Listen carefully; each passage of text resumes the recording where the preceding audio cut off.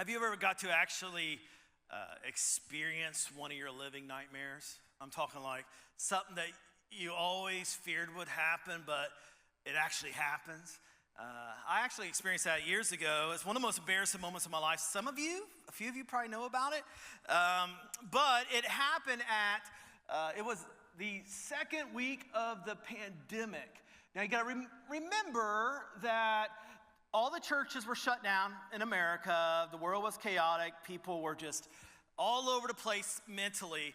And the church was quickly shifting online. And so this was going to be my first ever sermon where I would come into a sanctuary that was empty and preach to a camera. I'd never done that before.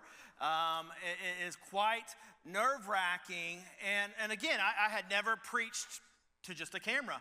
And I've been told over and over again that, my face is more for radio, not for, and so I just had no reason to get good at it. Well, we were in the lobby, and on the way in, Andrew had preached the week before, and the guys who were recording it said to me, "You do know that Andrew did it in one take?" I'm like, oh man, that's not happening, guys. And I said, as a joke, well, don't expect that from me. Andrew does everything better than I do. And so I made that little joke, and they said, well, here's one thing you could do better than Andrew. You could look at that one camera and keep your eyes on that one camera. That will be looking right at the people at home. I said, okay, I'll try to do that. So I get up, I'm preaching, it's going well, and I'm hitting my points, and all of a sudden I feel like a coughing fit is going to hit me. And so what I do is I say, hey, can we stop for a moment? And I thought we stopped, but the filming kept going on. So let me show you when this premiered on Thursday night, let me show you what the people saw. You guys give me a minute. I feel like I'm going to. Anyways, guys, how am I doing? Am I doing okay? Does this look good? Okay, because you know what? We can't, we got to do a good job. You got to let me know if it gets boring because, people are home. It's hard for them to pay attention while they're watching TV at home. We got to do a good job, guys. So let me know if I need to do better or whatever. And then somebody says something like, what they could not hear off the camera was, hey, at least you're looking at the right camera. And then I said, without any context on the camera, I said, well, at least there's some things I am better at than Andrew. And so I go on to talk about some things. And then the people at home notice that the whole service just shuts down. All right, now, let me take you to my kitchen the night that this happened and it premiered live. This is me, okay? I'm watching it, and the first thing I'm thinking, watching myself for the first time on camera, my first thought was, I thought they said the camera added 20. It looks like 40 pounds.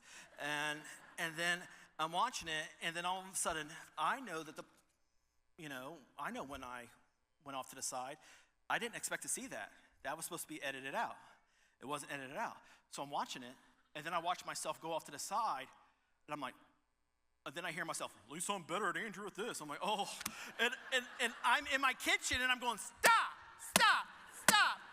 You can ask my wife. My wife has no idea what's going on. She runs to me. I don't remember what I said. I think I blacked out. And here's the big thing. I was yelling at my iPad to quit, like it could somehow magically shut down the whole thing. And what I knew was happening, and thank God it did shut off, I was just about ready to talk about how I needed to use the restroom. And I was about ready to talk about my potty break to the whole audience. So it shut off right before that. And let me tell you, after it shut off, I felt every emotion. Have you ever felt every emotion?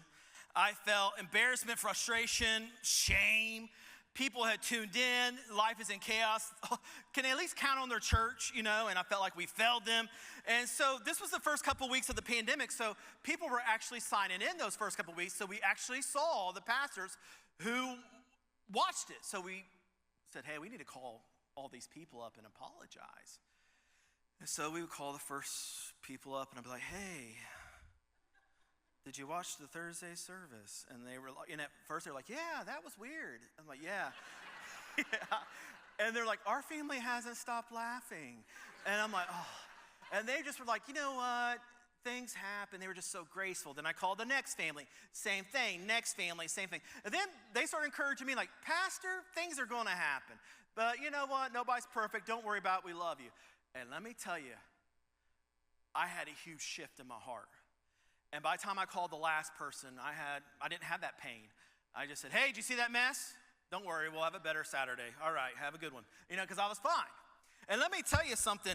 I expected judgment, but I received mercy. And I remember after that, going to bed that night and thinking to myself, I don't know how it's possible for me to love this congregation more, but I love them more. You see, I experienced mercy upon mercy.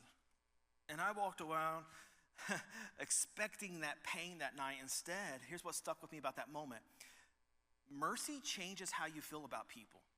When you expect judgment and you receive mercy, it doesn't just relieve you, it reshapes you, it draws you in, and it makes you actually want to be that kind of person.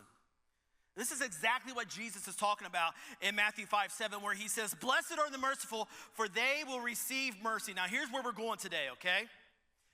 We're going to talk about how Jesus is inviting all of us, every one of us in this room, to become the kind of person who gives others what we ourselves have received. Now, I will explain this, okay? But Jesus is inviting us to become the kind of person who gives others what we ourselves have already received. Now, when we look at the Bible in the Old Testament, in 2 Samuel, we see one of the most beautiful pictures of mercy in history. And as we turn to that, we see that David's on the throne. But David hasn't done what most kings did when they came to the throne. He did not wipe out the preceding king's family. Probably because simply his best friend Jonathan was the king's son. And he loved Jonathan. And one day as David is thinking about how his life is good and God has blessed him, he asks a question to his servants. He says this, he says, is there anyone still left in the house of Saul, the former king, to whom I can show kindness? Everybody say kindness. For Jonathan's sake, my best friend. David wasn't asking if there was enemies to eliminate. He was wanting to know if there was someone he could show mercy to. And so someone came along and said, yeah, there's a guy named Mephibosheth. He's Jonathan's son, but here's what you need to know about Mephibosheth. I mean, he's not from around here. He lives out in Lodabar. Lodabar in the Hebrew describes a barren desert, a place where nothing grows. It's the pits. It's a place you go if you have nothing. Very different than the palace life. And then they give a second piece of detail to David. They say, oh yeah, he's crippled. And that's kind of code for, I don't know if he's going to fit in with us palace people. I don't know if he's going to look good amongst all of us, and especially at our balls and our dances and all that. I love how David responded.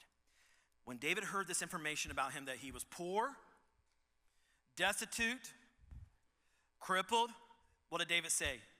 Where is he? Where is he? See, he doesn't even entertain the notion that he might not fit in around the palace. See, because true mercy does not see inconvenience. It sees a person. So here's a little background on how this happened to Mephibosheth. Whenever his father was killed in this battle, he was swooped up by the handmaiden, and this nurse was taking him off. She fell. He broke his ankles. They didn't take care of his ankles. As a result of that, since his ankles were never fixed, he grew up a crippled man. And here's the worst part of the story. For years, he dreaded the day that King David would find him. Because the day that King David found him was the day of his execution. Because that was tradition. So when David finds him, he's a little freaked out. And David says to him, don't be afraid. Here's what I'm going to do. I'm going to show you kindness for the sake of your father, Jonathan. David does something extraordinary. He then restores all the land of his grandfather to him. In other words, instantly, Mephibosheth is rich. Then he gives him a permanent seat at the king's table. And so we see this picture in the Bible of Mephibosheth with David's sons and daughters at the king's table. It was like basically he adopted him. He took in his best friend's child, made him one of his own sons, made him rich, and then loved on him. Think about this image. Every time Mephibosheth sat at the king's table, Here was a man who expected judgment but received mercy. Someone who had nothing, but now he's at the king's table. And here's the shocking thing, that this story of mercy was not a story that people appreciated back then, because mercy was not a part of that culture. We'll get more on that later. But this shocking story of mercy prepares us for what Jesus says on the Sermon on the Mount. Jesus says something again that would have been shocking to the world. He says, blessed are the merciful, for they will receive mercy. Now, again, we got to remind ourselves, where did we get to this verse? How did we get to mercy? Let me backtrack, okay? Let's go back to the beginning of the Sermon on the Mount. Jesus, as king of the kingdom of God, says, here's what it's like to be one of my kingdom people. If you're going to be in my kingdom, this is what you're going to look like. This is what you're going to act like. This is going to be the characteristics of who you are. First of all, to even get into my kingdom, you have to be a person who is poor in the spirit. In other words, you're a person who humbly goes before God and says, I have nothing to offer you. I desperately need you. And then we move from being poor in the spirit to those who mourn. They mourn what? Their sins. They realize that they are a sinner who desperately needs God. And so once they move from being humbled and regretting and mourning their sins, now they've come into a relationship with God. And as a result of that, they become meek. There's starting to be a transformation in them. And as a result of this transformation, we see that they start to seek out what? They start to hunger and thirst for righteousness. They want more of God. They want to be more like God. So what do we see here? We see a sinner who has nothing to offer God, who is saved, transformed, becomes a different person, is seeking the Lord, and then boom, right in half.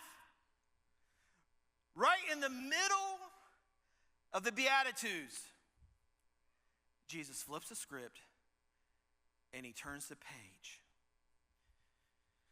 The first part of the Beatitudes is about inner transformation. This is what happens to someone when they come in the kingdom. And then he flips it and says, but this is what my kingdom people do. And the very first thing that a kingdom person is known for, because they've received mercy, they give mercy. See, the way you treat other people reveals whether or not the kingdom has taken root in you. Let me tell you something. I can tell if somebody is a kingdom person by the way they respond to those who are poor, those who are maybe a little bit annoying, those who frustrate. By the way someone treats other people, I can tell you whether or not the kingdom has taken hold of their life. The people who the kingdom of whole has taken hold of are taking root in their life. They are merciful people. And where we arrive here, where Jesus says, blessed are the merciful, Jesus is describing those who have been shaped by the mercy of God, so they extend the mercy of God. Not occasionally, not at church events, not at just serve days, but consistently throughout their life. Jesus is talking about a person of mercy, a church of mercy. Blessed are merciful, for they will receive mercy. Now, this is a very short verse, but it has tremendous depth. This Greek word here for mercy is elimon. And this word elimon means to be moved with compassion. So you see somebody who's in need, you see somebody who's hurting, you see someone who is struggling, and you're moved by compassion, but this Greek word is a little complex. It doesn't leave you at compassion. It means that you're moved by compassion so much that you do something about it. It's compassion plus action. So when Jesus says that kingdom people are people of mercy, he's saying that our hearts break for other people and we do something about it. Are you a kingdom person? When you see somebody in need, do you just see them in need? Or do you do something about it? Jesus says the kingdom people, this mercy, it's a compassion that takes action. It's the type of mercy that sees suffering and moves toward it. It's the type of mercy that forgives when revenge would be easier. It's a type of mercy when ignoring would be convenient. It's a type of mercy that lifts people up instead of tearing them down. It's a type of mercy that gives people dignity, especially those who've lost it. Now, Jesus doesn't just define mercy. He actually gives us a picture of mercy. Some people come to him one day and they said, teacher, who's my neighbor? And Jesus says, well, let me tell you a story. And he tells a story about this Jewish man who was beat badly on the road from Jerusalem to Jericho. He's beaten, they think he's dead, they leave him there, and then a priest a man of the word, a preacher of God, walks on by. He was the guy who was supposed to stop, everybody would think. And then a Levite, it's a staff member at a church. He sees him and walks on by. And then Jesus specifically calls the next man a Samaritan, century-old enemy of the Jew. He sees the guy, his heart breaks for him, and then he does something about it. He leans down, lifts his head up, gives him some water, says, are you okay? You're going to be okay. You're going to be okay. Comforts him, lets him know somebody's here, somebody's going to take care of him, bandages him up a little bit, picks him up, puts him on his horse, walks him into town instead of him riding his horse, goes to the inn, pays for it, and says, I'll be back. Have the doctor look at him. If there's any more money needed, I will pay you. So then Jesus looks at his people and says, all right, we got some of our religious officials and we got this Samaritan out there. Which one was a neighbor? And the people said, well, the one who showed the other one mercy. And then what does Jesus say? He doesn't say, good job, student. Lesson learned, go. No, he says, go and you do likewise. Go and do likewise. See, that's mercy. Mercy isn't just seeing the pain and stepping into it. It's not just feeling compassion. It's taking responsibility. And here's what you need to know about mercy. It's inconvenient. Mercy. I promise you, as a pastor, I know this. Mercy is inconvenient. I have never put on my schedule 3 o'clock mercy. 2:45, go show some mercy. Mercy never schedules an appointment. It comes to you. It's God sending someone your way. That's when mercy arrives. It interrupts our schedule. It crosses some of our boundaries. And it's almost always someone that can't pay us back. And that's exactly what Jesus teaches. Blessed are the merciful, for they will receive mercy. Now, you might ask this question. Here's a question you might be asking right now. James, why is mercy such a big deal that Jesus would make it the first thing we need to do after our transformation? You know what? I love it when you guys ask astute theological questions. Okay, so let me answer that for you. Here it is. Very simple. The reason Jesus makes a big deal about mercy is because mercy is a part of who God is. Throughout the Bible, we see God reveal himself through compassion and mercy. As a matter of fact, in the Old Testament, there's this word in Hebrew that describes the mercy of God, the love of God, the grace of God. It's the word hesed. And hesed is a little bit different. It doesn't just mean love, it means faithful love, a committed love. A love that is strong, that does not fall apart. A love that does not say, well, I'm done with you. It's not a love that says, well, I've had enough. It's not a love that says, oh, you're exhausting. It's a love of commitment to the end. And when the Bible describes the type of love that God has for you, it's hesed.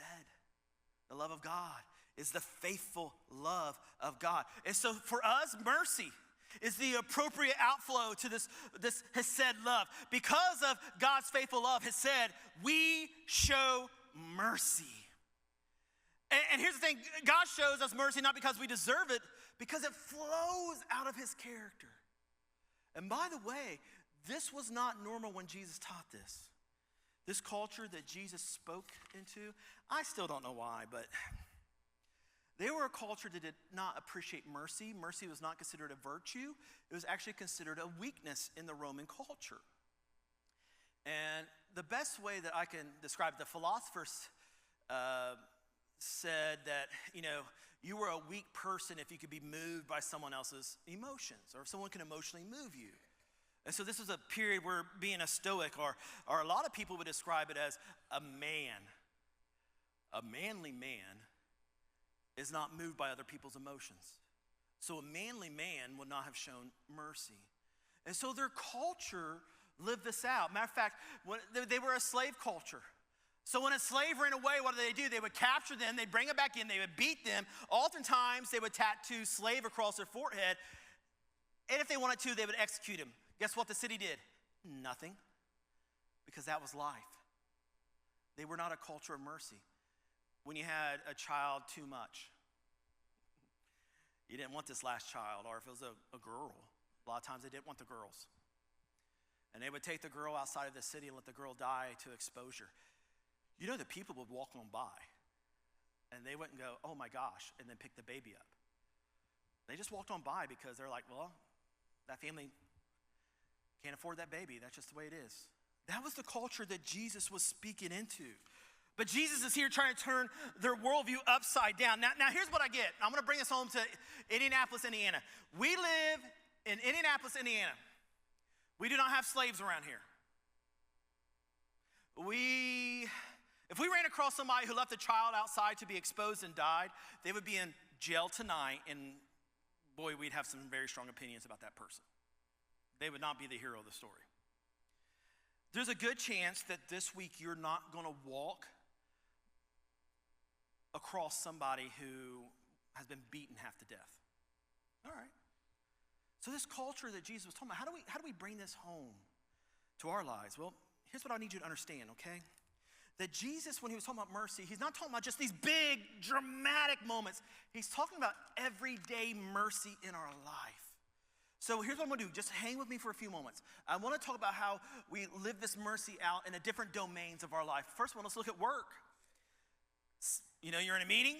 We've all been there. Someone messes up. They miss something. They drop the ball. I don't know about you guys, but especially when I was younger, if one of my associates dropped the ball, like one of my first thoughts was, how do I let my boss know that I didn't drop the ball? Because that's a natural thing, right, to defend ourselves. And so instead of wondering about, like, how can we make sure we look good, well, we see if we can help, see if we can cover. We speak gently to them about, like, all right, let's fix this. See, mercy helps people recover instead of exposing them. What about conversations? We hear something about somebody, a mistake somebody made, a failure, and the conversation starts to turn towards gossip. We have an opportunity here. We could say, nah, and shift the conversation, or we could dig into the gossip. But see, mercy refuses to tear someone down when they're not in the room. What about our friends groups? We know this. There's always someone on the outside, someone who doesn't quite fit in, someone who doesn't get invited. And it's easy for us to stay comfortable in our own little circle. But mercy notices those who are not included. Mercy pulls up a chair. Mercy sends an invite. See, mercy makes space. What about parenting? Boy, we can get judgmental when we're parenting. We can look at other people. There's a lot of pressure in parenting. It's easy to compare, easy to judge, easy to think, well, why are they doing that? This is not what our family would do. We don't know what they're carrying. See, mercy encourages instead of critiques. Mercy supports instead of competing. Mercy shows grace in a world full of pressure. Can I take a quick drink before I talk about marriage?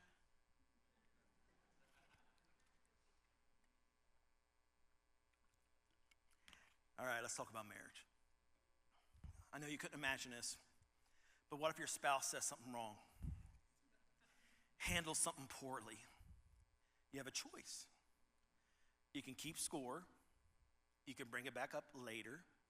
You can use it as leverage, or you can extend grace. You could choose to let it go. See, mercy doesn't weaponize someone's weakness. Years ago, I was having one of those weeks that was extremely stressful. I was overwhelmed, and I went to the mailbox. By the way, don't go to the mailbox when you're stressed. And I went to the mailbox, and I opened up this letter, and basically, Gina had kind of let me think that she had taken care of something, and she didn't take care of it, and now there's consequences in this letter, financial consequences.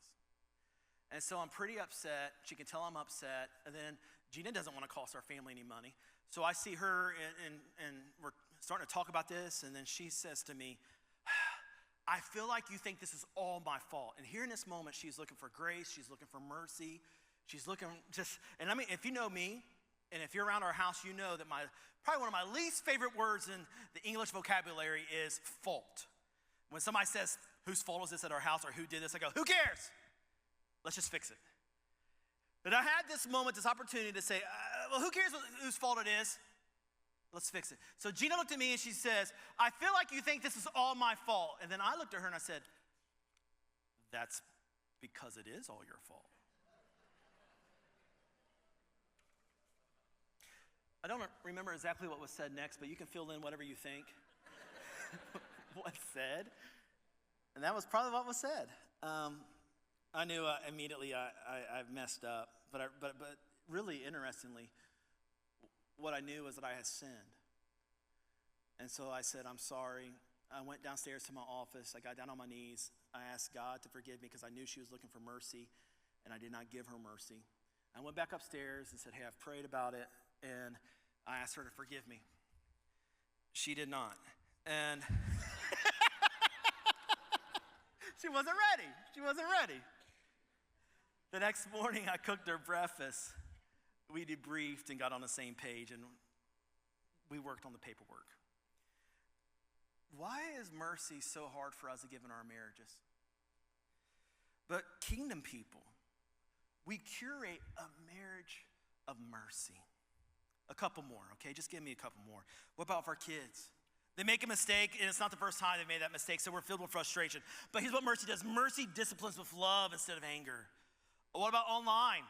Man, what about the temptations online? To be harsh, to criticize, to pile on. Why? Because we don't have to see them face to face. Mercy pauses, and mercy remembers that there's actually a real person on the other side of that screen. What about when someone hurts you? We don't want to forgive. We want to get even and make sure they feel it. But mercy chooses a different path because we've been shown mercy. What about when we see someone struggling? They're having a hard time in life, at church, at work, and maybe it's in our neighborhood. It's so easy to walk on by. But mercy stops and says, are you okay? Mercy doesn't just see people, it moves towards people. And again, most of the time, okay, when it comes to mercy, we're not looking for something big and dramatic. No. Mercy, it looks like giving grace and mercy in a moment where judgment would be easier. A few weeks ago, we had the Anderson Chorale here, and it was during the first service. And here's what I do behind the stage before I come out and preach. I'm mostly just praying. And I'm praying for you, and I'm praying that God is exalted. So I'm just covering the service in prayer. And I don't, if you've ever walked back here, other people have seen it. I have a weird prayer face. I'll show you my prayer face. It's like this. I don't know, this is how I look when I think. This woman who was here for the first time, didn't know I was a senior pastor. She walks by me, and she's the lady who plays piano for the group. She walks past me. She stops. She turns around and says, are you okay? I said, no, I'm the pastor at Church of the Crossing. I'm not okay. No, I didn't say that. I'm sorry. I said, yeah, I'm just praying. And she's like, oh, I'm so sorry. Let me tell you something. After that service, I couldn't wait to go find her. She was willing to embarrass herself and be late. Inconvenience herself, embarrass herself in front of an audience to make sure someone she didn't even know was okay. Let me tell you something. I wholeheartedly believe that woman is blessed. Why? Because Jesus promised, blessed are those who are merciful, for they will receive mercy. And again, this does not mean that we get God's mercy if we're merciful. No. Jesus is describing a pattern here. People who truly experience God's mercy, they extend it to others. Mercy received becomes mercy given. And that's why the story of David and Mephibosheth is so awesome. See, he had nothing to offer David. He wasn't treated as a threat, but David chose mercy. He restored what had been lost, gave him dignity, gave him belonging, and is seated at the king's table. Think about you and me and how much that story mirrors the gospel. We were not living in a palace of greatness when Christ found us. We were living in our own Lodabar.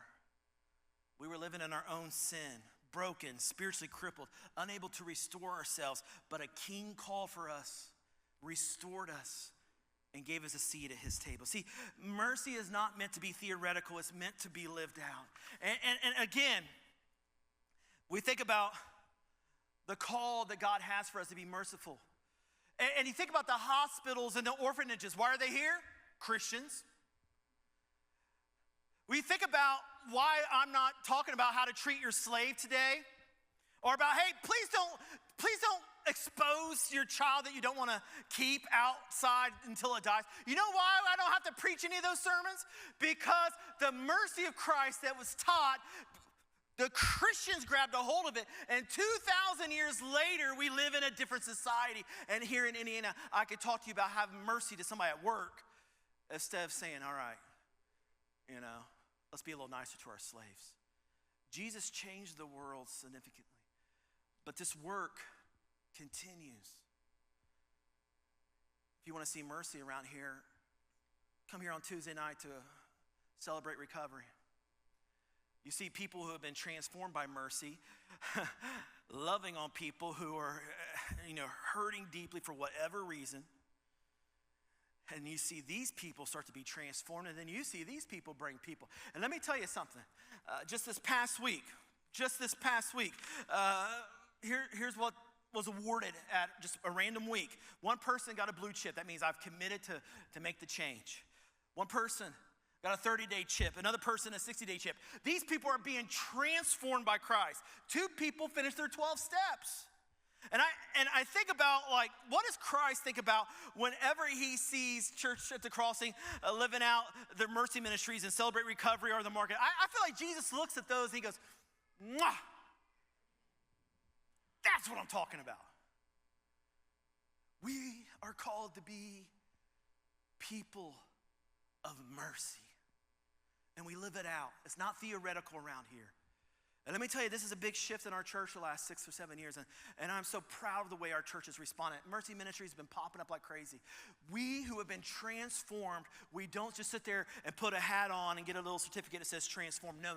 We take our transformation and we go out and love others. That's what we do.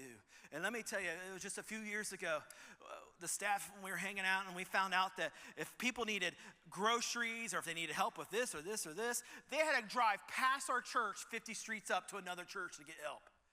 Man, when we start thinking about how if you need help, you got to drive past this church that's been here for over 100 years and drive 50 streets north just to get some help.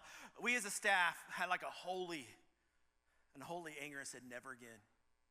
Never again. We are going to live out the gospel. And I'm so proud of the church, the way you've grabbed a hold of it, the way you've supported it, the way you've served. But God still has a work to continue to shape us into the people of mercy.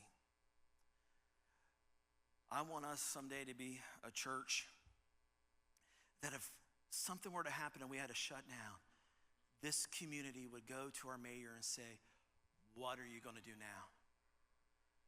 Who's going to help us now? That's the type of church that I see us becoming. A people of mercy, together a church of mercy. So in order for us to continue to curate this mercy in our life, here's what I want to do. We're going to take a couple minutes to pray and let God and the Holy Spirit do the work in your soul that needs to be done. I want you to look at the everyday mercy areas, and I want you to ask God to show you where you need to be showing more mercy. Some of you are maybe into it with a coworker. Maybe it's at home, maybe it's with your children, or whatever. Maybe you're a person who jumps online and says nasty things. Let God speak to you now. How can I become a person of mercy? So we're going to take a couple minutes, and we're going to allow the Holy Spirit to do a work in us. Just pray through that list. And where God says, stop right here, this is where I want you to think about and concentrate and make a shift, obey.